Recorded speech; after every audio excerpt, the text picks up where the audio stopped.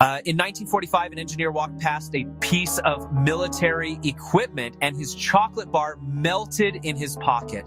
Within 2 years, he had changed how the entire world cooks food, and he didn't even have a high school diploma. Percy Spencer was a self-taught engineer working for Raytheon, an American defense company building radar technology for the U.S. military. Radar works by emitting microwave radiation, invisible waves of energy that bounce off objects and return to a receiver, revealing their location. Spencer had worked with this technology for years. Nobody thought twice about standing near it. Then one day in 1945, Spencer walked past an active magnetron, the component that generates microwave radiation, and noticed something strange. Like the chocolate bar he had in his shirt pocket had completely melted, not from body heat, not from the lab temperature. Something else had caused it. Most people would have been annoyed. Percy Spencer was fascinated. He immediately grabbed a bag of popcorn kernels and held it near the magnetron. The kernels exploded into popcorn. Encouraged, he tried an egg. The egg exploded directly in the face of a colleague standing nearby.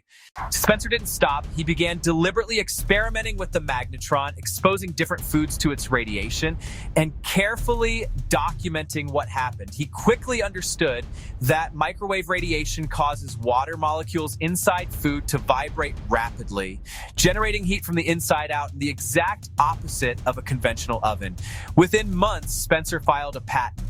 Raytheon moved fast. By 1947, the first commercial microwave oven hit the market.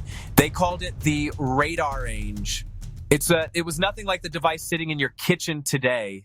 The original Radar Range stood 1.8 meters tall and roughly the height of a doorway. It weighed 340 kilograms. It cost the equivalent of more than $60,000 in today's money and required a plumber to install it because it used water cooling to operate.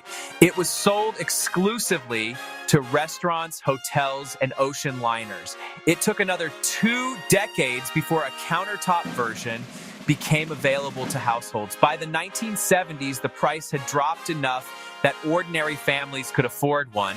By 1986, 1 in 4 American homes owned a microwave oven. Today, there are an estimated 1.5 billion microwaves in use around the world, all because a chocolate bar melted in a man's pocket.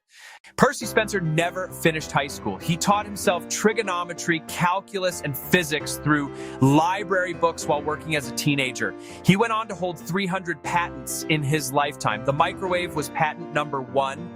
If you found that interesting, subscribe. There's a story like this behind almost every object you use every day. Next time we look at the invention that was rejected 14 times before it became one of the most important technologies in human history.